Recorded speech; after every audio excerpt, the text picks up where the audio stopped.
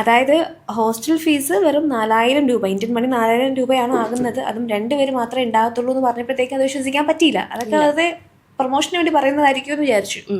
പക്ഷേ മനസ്സിലാക്കിയത് അവിടെ ചെന്നപ്പോ ഇതൊന്നും ആയിരുന്നില്ല. അവിടെ ചെന്നപ്പോ വെച്ചാൽ 2 ഷെയറിംഗ് റൂം, ഫുൾ ഫെസിലിറ്റീസ്, നമ്മളുടെ ഒരു പ്രോപ്പർ ആയിട്ട് നമുക്കിരുന്ന് പഠിക്കാൻ വേണ്ടിയിട്ടുള്ള എല്ലാ എൻവയോൺമെന്റും, അതായത് ഒരു ബെഡ്, നമ്മുടെ cupboard, attached washrooms, study table, എല്ലാം നമുക്ക് വളരെ നീറ്റ് ആൻഡ് ടൈഡി ആയിട്ട് നമുക്ക് ഇവിടെ തന്നു, ഇങ്ങനെ പ്രസന്റ് ചെയ്യാണ്. അപ്പോൾ അത് തന്നെയായിരുന്നു നെക്സ്റ്റ് ഒരു സർപ്രൈസ് എലമെന്റ് അതായിരുന്നു. അപ്പൊ അതും ഒന്ന് ഡൈജസ്റ്റ് ചെയ്ത് പിന്നെയാണ് ഞാൻ അവിടെ ചെല്ലുമ്പോൾ പിന്നെയാണ് ഞാൻ റിയലൈസ് ചെയ്യുന്നത്, ശരി ഇനിയാണ് ഞാൻ ആക്ച്വലി MBBS തുടങ്ങുന്നത്. ഇതുവരെ എല്ലാം മനസ്സിലുണ്ടായിരുന്ന ടെൻഷൻസിന്റെ ആവശ്യം ഉണ്ടായിരുന്നില്ല. അതെല്ലാം ഒന്ന് മാറി പിന്നെ പതുക്കെ അതൊന്നും ഗ്രാസ്പ് ചെയ്യണല്ലോ. അപ്പൊ നമ്മൾ റിയലൈസ് ചെയ്യുന്നു, അതായത് നമുക്ക് ആരും ഇല്ല ഗൈഡൻസ്. നമ്മുടെ നാട്ടില് പേരൻസിന്റെ കീഴിൽ നിന്നിരുന്ന ആ ഒരു ഇതിനകത്തല്ല നമ്മൾ ബേസിക്കലി കരുതൽ നമുക്ക് ഇവിടെ ഉണ്ടാവില്ല. പുറത്ത് നമ്മൾ നിൽക്കുമ്പോൾ എല്ലാവർക്കും ആഫ്റ്റർ 18 അഡൽട്സ് ആണ്. അപ്പോൾ നമ്മൾ നമ്മുടെ നാട്ടിലതല്ല സിസ്റ്റം. നമ്മുടെ നാട്ടിൽ 18 കഴിഞ്ഞാലും നമ്മളെപ്പോഴും കുട്ടി തന്നെയാണ്. അപ്പോൾ വീട്ടുകാർ നമ്മളെ കാണുന്ന അങ്ങനെ, പക്ഷെ പുറത്തൊന്നും അതല്ല. അപ്പൊ അവർക്ക് അതൊരു നോർമൽ കാര്യമാണ്. ആഫ്റ്റർ 18 മൂവ് ഔട്ട് ചെയ്യുക, അല്ലെങ്കിൽ ആഫ്റ്റർ 18 നമ്മൾ നിങ്ങളുടെ പ്രൊഫഷൻ, നിങ്ങളുടെ കരിയർ നിങ്ങൾ നോക്കി അത് ഓറിയന്റഡ് ആയിട്ട് നിങ്ങൾ കാര്യങ്ങൾ മുമ്പോട്ട് പോകുന്നു. അപ്പൊ അതൊക്കെ നമ്മൾ അങ്ങനത്തെ കുറെ വാല്യൂസ്, അതൊക്കെ ഇങ്ങനെയാണ് ലൈഫ്, അത് തന്നെ ഹാൻഡിൽ ചെയ്യണം. ഇപ്പൊ നമ്മുടെ ആദ്യത്തെ കാര്യങ്ങളൊക്കെ നമുക്ക് വിസ പ്രോസസിങ് കാര്യങ്ങളൊക്കെ വന്ന് പറഞ്ഞു തരാനും ഒക്കെ ഇത് ഹെൽപ്പ് ചെയ്തു. നമ്മുടെ ഗൈഡൻസ് ഉണ്ടായിരുന്നു. അത് കഴിഞ്ഞ് നമുക്ക് സൈമിൾട്ടേനിയസ്ലി എല്ലാ വർഷവും ഈ സെയിം സംഭവം ഉണ്ട്. നമ്മളത് അവിടുത്തെ നമുക്ക് നമ്മുടെ സ്റ്റേയിനെ ബാധിക്കുന്ന കാര്യമാണ്. അപ്പൊ റെസ്പോൺസിബിൾ ആയിട്ട് ചെയ്യേണ്ട കുറെ ആക്ട്സ് വന്നു അവിടെ. അപ്പൊ അത് ക്ലാസ്സിന് പോകുന്നത് തൊട്ട് എല്ലാ കാര്യങ്ങളും നമ്മുടെ സ്വന്തം റെസ്പോൺസിബിലിറ്റി നമ്മൾ ചെയ്യണം. അതെ. അപ്പൊ ആ ഉത്തരവാദിത്തങ്ങൾ ഏറ്റെടുക്കാനായിട്ടുള്ള ഒരു മനസ്സ് അത് വന്നു. പിന്നെ പതുക്കെ അങ്ങനെ അത് വേണം, അല്ലെ? തീർച്ചയായിട്ടും വേണം. അത് പക്ഷെ നമ്മൾ ഇവിടുന്ന് യാത്രയ്ക്ക് തയ്യാറെടുക്കുന്ന സമയം തന്നെ നമ്മൾ ഇതിനെ കുറിച്ച് നമ്മൾ ചിന്തിക്കണം. അങ്ങനെ ആയിരിക്കണം. നമ്മൾ പോകുന്നതിന് മുന്നേ നമ്മളത് മനസ്സിലാക്കുക. ഇതിപ്പോ അങ്ങനത്തെ ഒരു റിസ്ക് അല്ലെങ്കിൽ അത്രയും റെസ്പോൺസിബിലിറ്റി എനിക്ക് എടുക്കണം, അത് എന്തായാലും നമ്മൾ എടുക്കണം. സൂണർ ദ ബെറ്റർ, അങ്ങനെയാണ് നമ്മൾ മനസ്സിലാക്കേണ്ടത്. എസ്പെഷ്യലി ഇപ്പൊ MBBS ആണ് നമ്മൾ ചിന്തിക്കുന്നതെങ്കിൽ ആ ഒരു മൈൻഡ് സെറ്റ് നമുക്ക് വന്നേ പറ്റൂ. കാരണം നമുക്ക് ഒരിക്കലും നമ്മുടെ സ്വന്തം കാര്യം ചെയ്യാണ്ട് മറ്റൊരാളെ ഹെൽപ്പ് ചെയ്യാൻ നമുക്ക് നിൽക്കാൻ പറ്റില്ല. അപ്പൊ അത് നമ്മൾ മനസ്സിലാക്കി പോവുക. അങ്ങനെ റെസ്പോൺസിബിൾ ആയിട്ട് നമ്മൾ ബിഹേവ് ചെയ്യണം. ബിക്കോസ് നമ്മൾ എസ്പെഷ്യലി വേറൊരു കൺട്രിയിൽ നിൽക്കുമ്പോൾ നമ്മുടെ മാത്രം റൂൾസ് അല്ല, അവരുടെ റൂൾസ് നമ്മൾ നോക്കുക. അതുപോലെ ലാംഗ്വേജ്, അതൊരു വലിയ ബാരിയർ പറയുന്നത്. അപ്പൊ ലാംഗ്വേജ് എന്ന് പറയുമ്പോൾ നമുക്ക് അറിയാത്തൊരു ഭാഷ, നമുക്കിപ്പോ ഒരു ഹെൽപ്പ് ഓടിപ്പോയി ചോദിക്കണമെങ്കിൽ പോലും എന്ത് ഭാഷയിൽ എന്ത് ചോദിക്കും അറിയില്ല. അപ്പൊ അതൊക്കെ ഒരു 17 വയസ്സ്. ഇംഗ്ലീഷ് അവിടെ അധികം പോപ്പുലർ അല്ല. ഞാൻ പോയ സ്ഥലത്ത് സ്പോക്കൺ അല്ല ആ ടൈമില്. ഇപ്പൊ പിന്നെയും കുറച്ചും കൂടെ എല്ലാവരും ഇംഗ്ലീഷ് ഇതായിട്ട് വരുന്നുണ്ട്, ലാംഗ്വേജ് ഇതായിട്ട് വരുന്നുണ്ട്. പക്ഷെ ആ ടൈമിലൊന്നും അത്ര ഇതില്ല. റഷ്യൻ തന്നെയാണ്. അപ്പൊ എന്ത് ചെയ്തു? റഷ്യൻ പിന്നീട് പഠിച്ചു. ആദ്യം നമ്മൾ ഗൂഗിൾ ട്രാൻസ്ലേറ്റർ ഒക്കെ യൂസ് ചെയ്യും. ഈ ഗൂഗിൾ ട്രാൻസ്ലേറ്റ് എന്ന് പറഞ്ഞ സാധനം ഉണ്ടെന്ന് എനിക്ക് ആ ടൈമിൽ അറിയില്ലായിരുന്നു. പിന്നെയാണ് നമ്മളിങ്ങനെ ഫ്രണ്ട്സ് ഒക്കെ ഇങ്ങനെ നമ്മൾ വന്ന് നിന്നല്ലോ, അപ്പൊ നമുക്ക് ഇങ്ങനെ ഇവർ പറഞ്ഞു തരും ഇതുണ്ട്, ഇങ്ങനത്തെ ഒരു സാധനം ഉണ്ട്, തീരെ അറിയില്ലെങ്കിൽ ഇതങ്ങ് വെച്ച് കാണിച്ചു കൊടുക്കുക. നമ്മൾ പിന്നീട് അത് അങ്ങനെ യൂസ് ടു. നമ്മൾ ഇംഗ്ലീഷിൽ പറയും, അത് റഷ്യനിലൊക്കെ. പ്ലാൻ ആക്ച്വലി അവിടെ ചെന്നിട്ട് പോകുന്നതിന് മുമ്പ് നമുക്ക് സ്വാഭാവികമായിട്ട് നമ്മൾ ചിന്തിക്കലോ ഇപ്പൊ നമ്മൾ എങ്ങനെ സംസാരിക്കും എന്നുള്ളത്. അതാ പറഞ്ഞ അതൊന്നും എന്റെ മൈൻഡിൽ ചിന്തിച്ചില്ല. ശരി ഓക്കെ. അപ്പൊ അവിടെ ചെന്നു. ഇനിയിപ്പോ എന്തായാലും സർവൈവ് ചെയ്തേ പറ്റൂ. എല്ലാം കിടപ്പുണ്ട്, ലോണൊക്കെ കിടപ്പുണ്ട്. അപ്പൊ എന്തായാലും സർവൈവ് ചെയ്യണമല്ലോ. Everything fell in its place എന്ന് പറയാം കേട്ടോ അയാളുടെ കാര്യത്തിൽ. ശരിക്കും എല്ലാം ഒരു ദൈവാനുഗ്രഹം കൂടെ ഉണ്ട്, പറയാതിരിക്കാൻ വയ്യ. തീർച്ചയായിട്ടും. അത് ഇനി ഇവിടം വരെ നിൽക്കുന്ന പോയിന്റിലും അങ്ങനെ തന്നെയാണ്. അതെ. അങ്ങനെയാണെങ്കിൽ നമുക്ക് let's come back to present. ഇപ്പോഴത്തെ ഒരു ഡോക്ടർ ലൈഫ് എങ്ങനെ പോകുന്നു? ശരിക്കും സിനിമയിലൊക്കെ ഒത്തിരി ഡോക്ടേഴ്സ് ലൈഫ് കണ്ടിട്ടുണ്ട്. അതിപ്പോൾ ഒത്തിരി സീരീസ് ഒക്കെ ഉണ്ടല്ലോ, ഗ്രീസ് അനാറ്റമി, ഡോക്ടേഴ്സ് എന്നൊക്കെ ഒത്തിരി സീരീസ് ഉണ്ട്. ആൻഡ് എനിക്ക് തന്നെ ഒത്തിരി ഫ്രണ്ട്സ് ഉണ്ട് who are doctors, who are still studying. ഇപ്പോഴും സൂപ്പർ സ്പെഷ്യലൈസേഷൻ ഒക്കെ ചെയ്യുന്ന ഫ്രണ്ട്സ് ഉണ്ട്, സ്റ്റിൽ നോട്ട് മാരീഡ്. പേഴ്സണൽ ലൈഫൊക്കെ വളരെ കുറവാണ്. കാരണം അത്രയധികം വളരെ 48 hours ഒക്കെ ഡ്യൂട്ടി എടുത്ത് കമ്മിറ്റഡ് ആയിട്ട് വർക്ക് ചെയ്യുന്ന ഒത്തിരി പേരുണ്ട്, ഡോക്ടേഴ്സ് ഉണ്ട് ഈ ഒരു ഫീൽഡ് വർക്ക് ചെയ്യുന്നത്. അപ്പോൾ ശരിക്കും എങ്ങനെയുണ്ട് ഡോക്ടേഴ്സ് ലൈഫ്? എങ്ങനെയുണ്ട് ഡോക്ടേഴ്സ് ലൈഫ്? നമ്മൾ ആക്ച്വലി കുറേ വർഷം, ഇപ്പം എന്നെ സംബന്ധിച്ചൊക്കെ ഒരുപാട് വർഷത്തെ ആൻറ്റിസിപ്പേഷൻ്റെ ഒരു ഫ്രൂട്ടാണ്. അപ്പോൾ നമ്മൾ ആദ്യമായിട്ടൊരു പേഷ്യൻറ്റിനെ കാണുക എന്നൊക്കെ നമ്മൾ എക്സൈറ്റ്മെന്റ് ആയിരിക്കും വരിക. അതെങ്ങനെയായിരുന്നു ആദ്യമായിട്ടൊരു പേഷ്യന്റിനെ ചികിത്സിച്ചപ്പോഴൊക്കെ ഉള്ള ഒരു എക്സ്പീരിയൻസ് എങ്ങനെയായിരുന്നു? ആദ്യം നമ്മളിപ്പോൾ എത്ര ബുക്ക് പഠിച്ചു കഴിഞ്ഞാൽ നമ്മളിപ്പോൾ ഈ സിനിമയിലൊക്കെ കാണുന്ന പോലെ സിനിമയിൽ കാണിക്കുന്നുണ്ട്, അല്ലെങ്കിൽ ഇപ്പോൾ സീരീസിൽ കാണിക്കുന്നുണ്ട്, വളരെ എഫിഷ്യന്റ് ആയിട്ട് ബുക്കിന്റെ അപ്പുറം ഇപ്പുറം അറിയാവുന്ന ഒരു ഡോക്ടർ പോകുന്നു, അവരെന്നിട്ട് അവരുടെ ലൈഫിലത്തെ ഡ്രാമയും അതും ഇതും കാര്യങ്ങളാണ്. പക്ഷെ ആക്ച്വലി അതല്ല റിയാലിറ്റി. ഓക്കെ, നമ്മള് ബുക്ക് നോളജ് ഒരു സൈഡ്, നമ്മൾ 6 വർഷം പഠിച്ചതും ഇവിടുത്തെ എക്സാമിന് പ്രിപ്പയർ ചെയ്തതും അതെല്ലാം ഒരു സൈഡ് പോകും. ക്ലിനിക്കൽ സ്കിൽസ് ഹാൻഡ്സ് ഓൺ എന്ന് പറയുമ്പോൾ അത് ഭയങ്കര ഡിഫറെന്റ് ആണ്. നമ്മൾ ഒരു പേഷ്യന്റിനെ ഡീൽ ചെയ്യുന്ന രീതി അത് ആക്ച്വലി അതാണ് രോഗത്തിന് ഓൾമോസ്റ്റ് ഒരു 60% ചികിത്സിക്കുന്നത്. അല്ലാതെ മെഡിസിൻ ഫാർമക്കോളജിക്ക് ഹെൽപ്പ് ചെയ്യാൻ പറ്റുന്ന ഒരു ലെവലുണ്ട്. എൻ്റെ ഒരു കൺസൾട്ടന്റ് ഉണ്ട് അവിടുത്തെ, സാറ് പറഞ്ഞതാണ്, നീ എപ്പോൾ വേണമെങ്കിൽ നീ സർജറി ആണ് നിനക്ക് ഇഷ്ടം എന്ന് വെച്ചോ, പക്ഷേ നീ നല്ല സർജൻ ആവുന്നത് ഒരു പേഷ്യൻറ്റിനെ കാണുമ്പോൾ എപ്പോൾ സർജറി ചെയ്യണ്ട എന്ന് മനസ്സിലാക്കുമ്പോഴാണ്. അതുപോലെ നീ ഒരു നല്ല ഡോക്ടർ, നല്ലൊരു കൺസൾട്ടൻ്റ് ആവുന്നത് നിന്റെ മരുന്ന് കൊടുത്ത് മാത്രമല്ല, നിന്റെ വാക്ക് കേട്ടിട്ട് അവർ ഹീലാവണം. ഓക്കെ, അതങ്ങനെയാണ്. ഇപ്പം നമ്മൾ പറയാ ഞാൻ ഏറ്റവും ബെസ്റ്റ് ഡോക്ടർ ആയിട്ടുണ്ടെങ്കിൽ പോലും, ഏറ്റവും ബെസ്റ്റ് മെഡിസിൻ കൊടുത്തു കഴിഞ്ഞാൽ പോലും എൻ്റെ വാക്കിലൊരു കംപ്ലയൻസ് തോന്നാത്ത പേഷ്യൻ്റ് ആണെങ്കിൽ അവർ ആ മെഡിസിൻ എടുക്കുക പോലും ഇല്ല. ഒരു യൂസ് ഇല്ല അവിടെ, മനസ്സിലായി? അപ്പൊ നമ്മൾ ഇതൊന്നും അറിയാണ്ടാണ് ഫസ്റ്റ് നമ്മൾ സിനിമ കാണുന്നത്. എന്താ ഇതിൽ നിന്നിട്ട് പോലും നമ്മൾ സിനിമ കാണുന്നത് എന്താ, ഡോക്ടർ എഴുതി കൊടുത്തു, രോഗം മാറുന്നു, ഓക്കെ, നല്ല ഡോക്ടർ, നല്ല സ്നേഹമുള്ള ഡോക്ടർ, കഴിഞ്ഞു. പക്ഷെ അങ്ങനല്ല, നമ്മൾ ആ ഒരു എക്സൈറ്റ്മെന്റ് ഫേസിനപ്പുറത്തേക്ക് നമുക്കൊരു ഫിയർ വരും.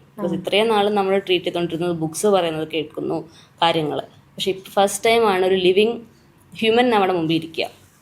നമ്മൾ ചെയ്യുന്ന എന്താണോ, നമ്മൾ കൊടുക്കുന്ന എന്താണോ, അല്ലെങ്കിൽ നമ്മുടെ പെരുമാറ്റം എന്താണോ, അതാണ് അവരുടെ ലൈഫിനെ മാറ്റാൻ പോകുന്നത് ആ ഒരു മൊമെന്റ്. ഇസ് ഇറ്റ് ലൈക്ക് ഡോക്ടറിന്റെ സമീപനം പാതി, മരുന്ന് പാതി, ദൈവം പാതി എന്ന് പറയുന്നത്. It is also very important എന്നുള്ളതാണ്. നമ്മൾ രോഗികളോട് എങ്ങനെ ഇടപെടുന്നു, അവരോട് സംസാരിക്കുന്നു, അവരെ മനസ്സിനെ ശാന്തമാക്കുന്നു, പിന്നെ ശരീരത്തിനെ ക്യൂർ ചെയ്യുന്നു എന്നുള്ളത്. ഇപ്പൊ നമ്മൾ വരുന്നതിനകത്ത് തന്നെ ഒരുപാട് പേര്, ഇപ്പൊ ഭൂരിഭാഗം പേര് ഇപ്പൊ നമ്മുടെ ഒരു ഗവൺമെന്റ് സെറ്റപ്പിൽ വരുന്നവരാരും അത്യാവശ്യം നല്ല വെൽ ഓഫ് ആയിട്ടുള്ള ആൾക്കാരൊന്നുമല്ല. അവർക്ക് പറ്റുന്നില്ല, അവർക്ക് വയ്യ. അതുകൊണ്ട് അവർക്ക് അവരുടെ ഒരു എന്താ പറയാ, അവർക്ക് ഹീലിങ്ങിനേക്കാൾ ഉപരി അവരെ ലിസൺ ചെയ്യാൻ ഒരാള് എന്നുള്ളതാണ്. പക്ഷെ ദാറ്റ് ഡസന്റ് മീൻ നമ്മളൊരു തെറാപ്പിസ്റ്റ് പണിയല്ല. നമ്മളവിടെ ചെല്ലുന്നു, നമ്മളുടെ ആ ഒരു കോൺഫിഡൻസ്, നമ്മൾക്കുള്ള നമ്മൾ അവരെ ഡീൽ ചെയ്യുന്ന, അല്ലെങ്കിൽ നമ്മൾ അവരുടെ അടുത്ത് ഉള്ള സമീപനം വെച്ചിട്ടാണ് അവർ മനസ്സിലാക്കുന്നത്, ഓക്കെ അവർക്കും ഹോപ്പ് ഉണ്ട് ലൈഫിലോട്ടേക്ക് എന്നുള്ളത്. അത് ചെറിയ ചുമക്കൊക്കെ ആയിരിക്കും, പക്ഷെ നമ്മളത് നമുക്കൊരു സിമ്പിൾ ആയിട്ടുള്ള ഒരു കാര്യത്തിൽ നമുക്കൊരു മരുന്ന് എഴുതി കൊടുത്താൽ, ഒരു കഫ് സിറപ്പ് എഴുതി കൊടുത്താൽ മാറാവുന്ന കാര്യം ഉണ്ടാവുള്ളൂ. പക്ഷെ അവരത് കാണുന്നത് ആ സമയത്ത് നമ്മൾ അയ്യോ അത്രയും വലിയൊരു ഇതായിട്ടാണ് നമ്മൾ കാണുന്നത്. എത്രയോ വയസ്സായ, അതായത് 10-90 വയസ്സായ അപ്പച്ചമാരും അമ്മച്ചമാരും നമ്മളെ കൈതൊഴുതൊക്കെ നിൽക്കുക എന്ന് പറയുന്നത്. അങ്ങനെ ഇമോഷണൽ ആയ ഒരു മൊമെന്റ് ഒരുപാടുണ്ട്. ഇമോഷണൽ അത് ത്രൂ ഔട്ട്. നമുക്കിപ്പോ ഇന്നത്തെ ഒരു ദിവസം നല്ലതായിട്ട് നമ്മൾ ചെയ്തു, നാളെ അടിപൊളിയായിരിക്കും, അല്ലെങ്കിൽ നാളെയും കുഴപ്പമില്ല. അപ്പൊ അങ്ങനെ ഈസി വരുന്നൊരു ജോബല്ല. ഇന്ന് നല്ലതായതുകൊണ്ട് നാളെ നല്ലതാവണം എന്നുമില്ല. അപ്പൊ നമ്മൾ ഇന്ന് ചെയ്ത പ്രൊസീജിയർ നാളെ ചെയ്താൽ ശരിയാണെന്നില്ല. അപ്പൊ നമുക്ക് എല്ലാ ദിവസവും ഓരോരോ പുതിയ എക്സ്പീരിയൻസ്. മനസ്സിന് ഒരുപാട് കട്ടി വേണം അല്ലേ? ഭയങ്കര സ്ട്രോങ് ഒരു മൈൻഡുള്ളൊരു വ്യക്തി ആയിരിക്കണം ഒരു ഡോക്ടർ. കുറച്ചങ്ങനെ പറയാം. കാരണം എന്തുമാത്രം നമ്മൾ എന്തൊക്കെ തരത്തിലുള്ള രോഗികളെ കാണുന്നു, രോഗാവസ്ഥകൾ കാണുന്നു അല്ലേ? നമ്മൾ അത് കണ്ട് ഡൗൺ ആയി കഴിഞ്ഞാൽ അങ്ങനെ ഡൗൺ ആകാൻ പാടില്ലല്ലോ. നമ്മളെല്ലാ പേഷ്യൻസ് നമ്മളൊരു മാനസിക കരുത്ത് നൽകേണ്ടത്, മെന്റൽ സപ്പോർട്ട് നൽകേണ്ടത് നമ്മളാണല്ലോ അല്ലേ? അതെ, അത് ആക്ച്വലി ഇപ്പോൾ നമ്മൾ ഫാമിലി മെമ്പറിനെല്ലാം കൊണ്ട് പോവുക. ഇപ്പൊ നമ്മൾ പറയും ചില ഡോക്ടർമാര് ഭയങ്കര പാവം ഡോക്ടറാ, അയ്യോ നമുക്ക് വേദനിക്കുന്നു വെച്ചിട്ടാണ് ആ ഡോക്ടർ നിൽക്കുന്നതെന്ന് പറയും. പക്ഷെ അങ്ങനത്തെ ഒരു ഡോക്ടറിന്റെ അടുത്ത് നമുക്ക് നമ്മുടെ ഇതിനകത്ത് പോകാൻ നമുക്ക് പേടി വരും. കാരണം അതല്ല, അവിടെ ഇത് വേദനിക്കുമായിരിക്കും, പക്ഷെ നമുക്കത് ചെയ്യാം. സത്യമായിട്ട് നമ്മൾ പറയുന്നു ഇതാണ് ട്രീറ്റ്മെന്റ് രീതി. ഇത് ചിലപ്പോൾ നമ്മൾ ഈ ഒരു ഇഞ്ചക്ഷൻ എടുക്കുമ്പോൾ വേദനിക്കും, ഒരു തരിപ്പ് ഫീൽ ചെയ്യും, പക്ഷെ അതെടുത്താലേ മാറുള്ളൂ. ഇതെടുത്താൽ ഇങ്ങനെയാണ്. അത് ഇപ്പൊ കോംപ്ലിക്കേഷൻസും അതുപോലെ അതിന്റെ ബെനിഫിറ്റ്സും ഒരുപോലെ ഹാൻഡ് ഓവർ ചെയ്തതിന് ശേഷം നമ്മൾ പറയുമ്പോൾ പേഷ്യന്റിന് നമ്മൾ ട്രസ്റ്റ് വരികയാണ്. ആ ട്രസ്റ്റിലാണ് ഈ ഫുൾ സംഭവം വർക്ക് ചെയ്യുന്നത്. അതാണ് മെയിൻ ആയിട്ടുള്ള സംഭവം. പിന്നെ ഇത് പറഞ്ഞപ്പോൾ എനിക്ക് ഓർമ്മ വന്നു വെച്ചാൽ നമുക്ക് ഈ റേബീസ് വാക്സിനേഷൻ ഉണ്ട്. ഇപ്പൊ പട്ടിയോ പൂച്ചയൊക്കെ കടിച്ചിട്ടൊക്കെ. അപ്പൊ നമ്മളത് എടുക്കണം, എറിഗ് എന്ന് പറയും. അതെടുക്കണമെങ്കിൽ നമ്മൾ കടിച്ച ഫുൾ സ്ഥലത്ത് നമ്മൾ കൊടുക്കണം. ഓക്കെ, ഇപ്പോൾ എത്രമാത്രം വലിയ ഇഞ്ചുറി ആണെങ്കിലും എത്ര ചെറിയ ഇഞ്ചുറി ആണെങ്കിലും ആ ഫുൾ വൂണ്ടിനെ കവർ ചെയ്ത് നമ്മളിത് കൊടുക്കണം. അപ്പോൾ ഇത് സബ്ക്യൂട്ടീനിയസ് നമ്മൾ ഇഞ്ചക്ഷൻ കൊടുക്കുന്ന സാധനമാണ്. ആൻഡ് ഈ വാക്സിനേഷൻ നല്ല തരിപ്പ് വരും, അകത്ത് ഭയങ്കര പെയിൻഫുൾ. അപ്പോൾ കുഞ്ഞു കുട്ടികൾ വരും. എനിക്ക് തോന്നുന്നു എനിക്കൊരു 7 വയസ്സുള്ളൊരു കുഞ്ചക്കനുണ്ടായിരുന്നു. അവനെ ഫുൾ ഇത്രയും നീളത്തിൽ നിന്ന് നല്ല നീട്ടത്തിൽ സ്ക്രാച്ച് ചെയ്തേക്കുക. അപ്പോൾ അവിടെ ഫുൾ കൊടുക്കണം. അത്രയും പെയിൻഫുൾ ആയിട്ടുള്ള സംഭവം അത്. പക്ഷെ ദാറ്റ് ഡസൻ മീൻ നമുക്ക് അയ്യോടാ പാവം വേദനിക്കുന്ന വെച്ച് നമുക്ക് കൊടുക്കാതിരിക്കാൻ പറ്റില്ല. ബിക്കോസ് ഒരു ക്യൂർ ഇല്ലാത്തൊരു അങ്ങനെ നമ്മൾ ചെയ്ത അവനെ മരണത്തിലേക്കാണ് നമ്മൾ വിട്ടുകൊണ്ടിരിക്കുന്നത്. അങ്ങനെ നമ്മൾ ചില സമയങ്ങളിൽ പലതും കണ്ണടച്ച് നിന്ന് നമ്മൾ അങ്ങ് ചെയ്യേണ്ടി വരും. അപ്പൊ കുട്ടിയുടെ അമ്മ ഇരുന്ന് കരയും, എന്തിനാ ഡോക്ടറെ അവനിങ്ങനെ വിളിച്ച് പറയണ്ട, എൻ്റെ അടുത്ത് തന്നെ പറയണ്ട, ഈ ഡോക്ടറിനെ ഈ ഡോക്ടറിനെ എന്നെ കൊല്ലാൻ നോക്കുന്നു വരെ പക്ഷെ അത് അന്നേരം നമ്മള് അങ്ങനെ കേൾക്കുമ്പോൾ സങ്കടം വരുമോ? സങ്കടമൊന്നും വരുന്നില്ല. കാരണം നമുക്കറിയാലോ it's for a better cause നമുക്കറിയാം, അതാണ് റൈറ്റ് എന്ന് നമുക്കറിയാവുന്നതുകൊണ്ട് it doesn't make us feel bad. ആദ്യമായിട്ടൊക്കെ നമ്മളിങ്ങനെ ചെയ്യുമ്പോൾ നമ്മളിങ്ങനെ അയ്യോ ഇങ്ങനെ ഇവർ പറയുമ്പോൾ അമ്മമാർ കരയുമ്പോൾ അയ്യോ കരഞ്ഞു. നമ്മൾ പക്ഷെ ബോൾഡായിട്ടൊന്ന് ചെയ്യണം. നമ്മൾ ചെയ്യുന്നൊരു പ്രശ്നം വന്നിട്ട് കരയേണ്ടി വരരുത്, അങ്ങനെ മാത്രമേ ഉള്ളൂ. ഇതൊക്കെ ഇപ്പൊ ഒരു കൺസൾട്ടന്റിൽ നിന്ന് കേൾക്കുമ്പോൾ അവര് മേ ബി അവര് മെമ്മറീസ് ഒന്ന് അവർക്കുക എന്നൊക്കെ ഉള്ളതേ ഉള്ളൂ. പക്ഷെ നമുക്കൊരു ഹൗസ് സർജൻ ആയിട്ട് നിൽക്കുമ്പോൾ ഇതൊക്കെ ഇനീഷ്യലി നമുക്ക് കിട്ടുന്ന ഒരു കാര്യമല്ലേ, എക്സ്പീരിയൻസ് ആണ്, ഭയങ്കര ഒരു ഇതാണ്. അതുപോലെ ഇമോഷണലി ടച്ച് ചെയ്ത ഏതെങ്കിലും ഒരു സന്ദർഭം? അതിപ്പോ അതെ തീർച്ചയായും. അപ്പൊ അങ്ങനെ നമ്മളിപ്പോ OP ഇരിക്കണം. നമുക്ക് OP ഇരിക്കുമ്പോ നമ്മൾ ഇൻഡിവിജ്വലി ഇരുന്ന് ഒരു രോഗിനെ കാണുകയാണ്.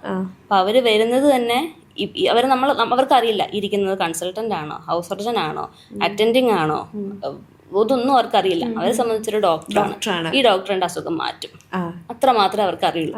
അപ്പൊ അവര് നമ്മളെ അങ്ങനെ കൺസിഡർ ചെയ്തിട്ടാ വരിക, ഡോക്ടറെ വിളിച്ചിട്ടാ വരുന്നത്. അപ്പൊ ആ വിളി കേട്ട് നമ്മളവിടെ ഇരിക്കുമ്പോ നമുക്ക് പിന്നെ അന്നേരം നമ്മൾ എക്സാം പാസ്സാവാൻ വേണ്ടി പഠിച്ച പഠിത്തമല്ല, നമ്മൾ അപ്പൊ തൊട്ട് നമ്മൾ പഠിക്കുന്നത് ആക്ച്വലി, അല്ലെങ്കിൽ നമ്മൾ അപ്പൊ തൊട്ട് നമ്മുടെ മൈൻഡിനെ ഷാർപ്പാക്കി വെക്കുന്നത് ആ ഇരിക്കുന്ന അപ്പച്ചനെ അല്ലെങ്കിൽ ആ ഇരിക്കുന്ന അമ്മച്ചീനെ ഭേദമാവണം എന്നുള്ള മൈൻഡ് സെറ്റില്ല. അതിന് ആ 2 രീതിക്കുള്ള പഠിത്തത്തിന് ഭയങ്കര ഡിഫറൻസും ഉണ്ട്. അപ്പൊ നമ്മൾ അന്നേരം അങ്ങനെ ഇരിക്കും, അന്നേരം ഇതൊക്കെ കഴിഞ്ഞുമ്പോഴേക്കും അപ്പച്ചന്മാരെ പറയും നന്ദി പറഞ്ഞിട്ട് പോവും. അപ്പൊ എത്ര നല്ല ഏജ് ഗ്യാപ്പ് ഉണ്ടല്ലോ, 90 വയസ്സുള്ള അപ്പച്ചന്മാരൊക്കെ അല്ലെങ്കിൽ അമ്മച്ചന്മാര് നമ്മളെ കൈ ഒഴുത് പറയാന്നൊക്കെ പറയുമ്പോ അത് നമുക്കങ്ങനെ അതൊക്കെയാണ് നമ്മുടെ റിവാർഡ് എന്ന് പറയുന്നത്. ശരിക്കും ബീയിങ് എ ഡോക്ടർ എന്ന് പറയുന്നത് ഒരു നോബൽ പ്രൊഫഷൻ ആണല്ലോ. അതെ അല്ലേ, അതൊരു കമ്മിറ്റ്മെന്റ് കൂടിയാണ്, സോഷ്യലി കമ്മിറ്റഡ് ആയിട്ടുള്ള ഒരു പ്രൊഫഷൻ കൂടിയാണ്. ഈ പറഞ്ഞ ഒരുപാട് റിവാർഡ്സ് ലഭിക്കുന്ന, ഒരുപാട് ജീവനുകൾ രക്ഷിക്കുമ്പോഴത്തേക്കും അതിൻ്റെയൊക്കെ ഒരു അനുഗ്രഹമൊക്കെ നമ്മുടെ ലൈഫിൽ കൊണ്ടുവരുന്നൊരു പ്രൊഫഷൻ കൂടിയാണല്ലോ.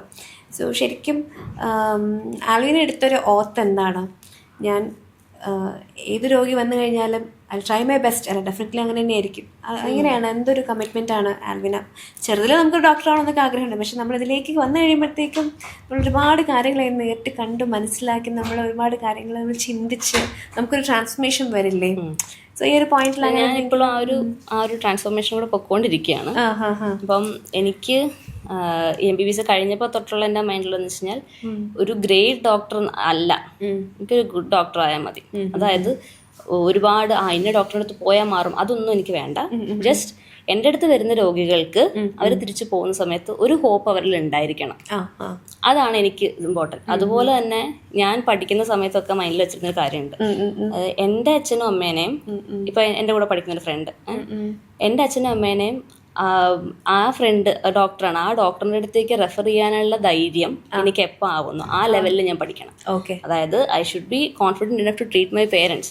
പേരൻസ് എന്ന് പറയാൻ കാരണം വെച്ചാൽ നമ്മൾ അത്രയും കെയർ ചെയ്യുന്ന ആൾക്കാരാണ്. അവർക്ക് ഒരു രീതിക്കും പ്രശ്നം വരാൻ നമ്മൾ അനുവദിക്കില്ല, മാത്രമല്ല നമ്മൾ ചിന്തിക്കുക പോലും ഇല്ല. അപ്പൊ അതേ കൺസേണിൽ ഏത് രോഗിക്കും എൻ്റെ അടുത്തേക്ക് വരാൻ പറ്റണം. അങ്ങനെ അതാണ് എൻ്റെ ഒരു പ്രൊഫഷനിൽ ഞാൻ ആലോചിക്കുന്നതാണ്. പിന്നെ ഒരിക്കലും നമുക്ക് എൻ്റെ അടുത്ത് വരുന്ന എല്ലാവരെയും നമുക്ക് ചികിത്സിക്കാൻ ഭേദാക്കാന്ന് പറയാൻ പറ്റില്ല. അവരെ കംപ്ലീറ്റ് ട്രീറ്റബിൾ ആയിട്ടുള്ള എല്ലാ അസുഖങ്ങളും ഇല്ല, പക്ഷെ അവർക്ക് ഹോപ്പ് കൊടുക്കാം. ഫേക്ക് ആയിട്ടുള്ള ഹോപ്പല്ല, ദേഷ്യം അവരുടെ എത്രയാണോ ജീവിതം അല്ലെങ്കിൽ അവർ ട്രീറ്റ് ആവുന്നു, അവർ സന്തോഷിക്കുന്നു, അതിനേക്കാൾ how long they are living, ആ ടൈമിൽ മേക്ക് ഇറ്റ് ഈസിയർ. അതാണ്. ഇപ്പൊ നമുക്കൊന്നും ചെയ്യാൻ പറ്റാത്ത സിറ്റുവേഷൻസിൽ നമുക്ക് പാലിയേഷൻ ചെയ്യാം, അല്ലെങ്കിൽ നമുക്ക് സിംറ്റമാറ്റിക് ആയിട്ട് അവരെ ട്രീറ്റ് ചെയ്യാം. അവരുടെ സിംറ്റംസ് ഒന്ന് മാറ്റി കൊടുക്കും. ഇപ്പൊ ഭയങ്കര വേദനയായിട്ട് വരുന്ന ആൾക്ക് നമുക്ക് വേദന കുറച്ച് കൊടുക്കാം. കോസ് നമ്മൾ കണ്ടുപിടിക്കണം, കാര്യങ്ങൾ ചെയ്യണം. ഇപ്പൊ അങ്ങനൊന്നും പറ്റാത്തൊരു സിറ്റുവേഷൻ ആണെങ്കിൽ നമുക്ക് പറ്റാതെ നമ്മൾ ചെയ്തുകൊണ്ടിരിക്കുന്നത് ഫുൾ മെഡിക്കൽ ഫീൽഡ് ചെയ്യുന്നതാണ്. അപ്പൊ അതുപോലെ അതൊരു കാര്യം. രണ്ടാമത്തെ കാര്യം ഇതാണ്, അത് എനിക്കൊരു കോൺഫിഡൻസ് ഉണ്ടാവണം. എൻ്റെ പേരൻസിനെ കെയർ ചെയ്യുന്ന പോലെ അല്ലെങ്കിൽ എൻ്റെ വീട്ടുകാരെ ഞാൻ നോക്കുന്നത് പോലെ തന്നെ എനിക്ക് ആ ഒരു കോൺഫിഡൻസിൽ വരണം എന്നുള്ളത്. ഓക്കെ, നമ്മളിപ്പോൾ കോഴ്സൊക്കെ കംപ്ലീറ്റ് ചെയ്തു, എക്സാംസ് ക്ലിയർ ചെയ്ത് കഴിഞ്ഞപ്പോഴത്തേക്കും ഒരു ഒഫീഷ്യലി ഒരു ഡോക്ടർ ആയല്ലോ. ആൻഡ് ദെൻ ഓക്കെ, നമ്മുടെ എക്സാംസ് ക്ലിയർ ചെയ്ത് ഇപ്പോൾ ഹൗസ് സർജൻസി ചെയ്യുന്നു. നമ്മൾ ഒരു ഡോക്ടർ ആക്ച്വലി പ്രത്യേകിച്ചും ഫാമിലിക്ക് അതൊരു വലിയ സന്തോഷമാണ്. ഫാമിലി എന്ന് പറയുമ്പോൾ ഇമ്മീഡിയറ്റ് ഫാമിലി, പാരൻസ് ഉണ്ടായിരിക്കും, പിന്നെ എക്സ്റ്റൻഡ് ഫാമിലി എല്ലാവരും. ആൽവിന അവള് ഡോക്ടറായി. അപ്പോൾ എങ്ങനെയായിരുന്നു അവരുടെയൊക്കെ റിയാക്ഷൻ എന്തായിരുന്നു? ഇപ്പം ആദ്യം ഒരു രോഗിയെ ചികിത്സിച്ചു എന്നൊക്കെ പറയുമ്പോൾ എല്ലാവരും വിശേഷങ്ങൾ അറിയാനൊക്കെ ഭയങ്കര ക്യൂരിയസും കൂടിയായി, ചോദിക്കാറൊക്കെ ഉണ്ടായിരിക്കുമല്ലോ. എങ്ങനെയായിരുന്നു ആ ഒരു എക്സ്പീരിയൻസ് ഒക്കെ? എങ്ങനെയായിരുന്നു ആ എക്സ്പീരിയൻസ്? ആക്ച്വലി അമ്മ അച്ഛൻ എന്താ പറഞ്ഞത് പറയും? അമ്മയ്ക്ക് അച്ഛൻ എന്നെ ഭയങ്കര ഹോപ്പാണ്. അച്ഛൻ പ്രതീക്ഷയുണ്ട്. അച്ഛൻ പറയും അവക്കതറിയാന്നൊക്കെ. ഒന്നുമില്ല, സിമ്പിളായിട്ടൊരു ഡോള് കൊടുക്കുന്നതായിരിക്കും. അപ്പൊ അവരെ സംബന്ധിച്ച് പഠിക്കുന്ന സമയത്തൊക്കെ അവർ വിളിച്ചു ചോദിക്കുവോ എങ്ങനെയുണ്ട് എന്തൊക്കെയായെന്നൊക്കെ? അതല്ല, അതായത് ഇപ്പൊ എന്തെങ്കിലും പെട്ടെന്നൊരു വയ്യായ്മ വന്നു കഴിഞ്ഞപ്പോഴത്തേക്കും തീർച്ചയായും അപ്പം വിളിച്ചു ചോദിക്കും. ആക്ച്വലി ഞാൻ പഠിക്കുന്നു പറഞ്ഞിട്ട് ഞാൻ 3rd ഇയർ ചെയ്യുമ്പോഴാണ് എൻ്റെ അച്ഛന് ഒരു ഹാർട്ട് അറ്റാക്കിന്റെ ഒരു ഇഷ്യൂ വന്നിട്ടൊക്കെ. അപ്പൊ ആ ടൈമിലൊക്കെ നമുക്കത് കോറിലേറ്റ് ചെയ്യാൻ പറ്റും. സോ അത് അങ്ങനെയുണ്ട്. ഇതല്ലാണ്ട് വേറെ ഫാമിലി മെമ്പേഴ്സിന്റെ കുഞ്ഞു പനി, ചുമ, റിസൾട്ട് നോക്കല്, അതാണ് നമ്മുടെ മെയിൻ സംഭവം. റിസൾട്ട് നോക്കുക. ഇവർ എന്ത് റിസൾട്ട് വന്നാലും ഫാമിലി ഗ്രൂപ്പിലിടും. ഇന്ന ആൾ നോക്ക്, ഇത് നോക്കുക. നമ്മൾ ആക്ച്വലി കുറെ ഒക്കെ ആകുമ്പോഴേക്കും ഹെൽപ്ലെസ് ആയി പോകും. ബിക്കോസ് ഇത് ഇന്നത് നോർമൽ ആണോ അല്ലേന്ന് നമുക്ക് പറയാൻ പറ്റും. ഒരു പോയിന്റ് കഴിയുമ്പോൾ നമുക്കത് അറിയില്ല. കാരണം നമുക്ക് അതിന്റെ ഹിസ്റ്ററി ഇല്ല, അതിന്റെ ഒരു ക്ലിനിക്കൽ കോറിലേഷൻസ് ഇല്ലാണ്ട് നമുക്കൊന്നും ഒരിക്കലും ഒരു ഡയഗ്നോസിലേക്ക് എത്താൻ പറ്റും. പക്ഷെ ഇവരെ സംബന്ധിച്ച് ഒരു പേപ്പർ വന്നു, ഡയഗ്നോസിസ് ഇപ്പത്താ. അപ്പൊ നമ്മളിങ്ങനെ പറയുന്നിടത്തൊക്കെ പറയും ചില സംഭവങ്ങളൊക്കെ. ഇപ്പോൾ മെഡിസിന്റെ ഡോസ് മാറിയതെന്നോ അല്ലെങ്കിൽ ഇന്ന സംഭവം ചെറുതായിട്ടൊരു പനി വന്നോ, അതൊക്കെ നമുക്ക് ഡീൽ ചെയ്യാം. അല്ലാത്ത സമയത്ത് ബിക്കോസ് നമ്മൾ എവർ ഇവോൾവിംഗ് ആണ്, നമ്മൾ ഇങ്ങനെ ഗ്രോത്ത് ഇങ്ങനെ ഓരോ സ്റ്റേജിൽ വന്നുകൊണ്ടിരിക്കുക. അതിപ്പോ എവിടെ എത്ര ലെവൽ എത്തിക്കഴിഞ്ഞാലും വി ആർ സ്റ്റിൽ ഗ്രോയിങ്. അപ്പൊ അങ്ങനെ നമുക്ക് പതുക്കെ കൊണ്ട് എല്ലാം ആവാൻ പറ്റുള്ളൂ. അഡ്വാൻസ്മെന്റ്സ് വരുന്ന ഒരു ഫീൽഡും കൂടി മെഡിക്കൽ ഫീൽഡ്, അതനുസരിച്ച് ഡോക്ടേഴ്സ് എല്ലാവരും അപ്ഡേഷൻസ് ചെയ്തുകൊണ്ടിരിക്കേണ്ടത് കൂടി. അതുപോലെ ഈവൻ ഡിസീസസ് ആണെങ്കിലും അതാണ് ഇപ്പൊ നമ്മുടെ നാട്ടില് one of the most problematic ആയിട്ടുള്ള ഇഷ്യൂ ആന്റിബയോട്ടിക് റെസിസ്റ്റൻസ് ആണ്. അപ്പൊ നമുക്കിപ്പോ അവിടെ വരുമ്പോഴാണെങ്കിലും ആന്റിബയോട്ടിക്സ് നല്ലപോലെ ഓൾമോസ്റ്റ് നമ്മുടെ ബേസിക് ആയിട്ടുള്ള ഡ്രഗ്സ് എല്ലാം തന്നെ റെസിസ്റ്റന്റ് ആയി കഴിഞ്ഞു. ഇനി നമുക്കത് അപ്പൊ അങ്ങനത്തെ കുറെ ഇഷ്യൂസ്. അപ്പൊ നമുക്ക് തന്നെ വെറുതെ റഫ്യൂസ് ചെയ്യാൻ പറ്റില്ലല്ലോ. അപ്പൊ ഇതൊക്കെ നമുക്ക് പറഞ്ഞു കൊടുക്കാം. അങ്ങനത്തെ കുറെ, അതായത് നിങ്ങൾക്ക് ഇപ്പോൾ നിങ്ങൾ പോയി, നിങ്ങൾക്ക് മെഡിസിൻസ് നിങ്ങൾ എടുത്തു, നിങ്ങൾ അതിനെ റെസിസ്റ്റൻസ് വരാതിരിക്കണമെങ്കിൽ നിങ്ങൾ ആ കോഴ്സ് കംപ്ലീറ്റ് ചെയ്യുക, ഇന്ന കാര്യങ്ങൾ ചെയ്യുക, അതൊക്കെ നമുക്ക് പറഞ്ഞു കൊടുക്കാം. അങ്ങനെയുള്ള കുറെ കാര്യങ്ങൾ ചെയ്യും. അപ്പൊ അവരും ഓക്കെ. പിന്നെ ചില ഇതുണ്ട്, ഇപ്പൊ നമുക്ക് അഡ്വാൻസ്ഡ് ആയിട്ടുള്ള കാര്യങ്ങൾ, ഇപ്പൊ ഒരു ക്യാൻസർ ട്രീറ്റ്മെന്റ്സ് ഒന്നും നമുക്ക് ഈവൻ നൗ നമുക്കത് ചെയ്യാൻ പറ്റില്ല. അതിനൊക്കെയാണല്ലോ ഈ കൺസൾട്ടന്റ്മാർ ഇരിക്കുന്നത്.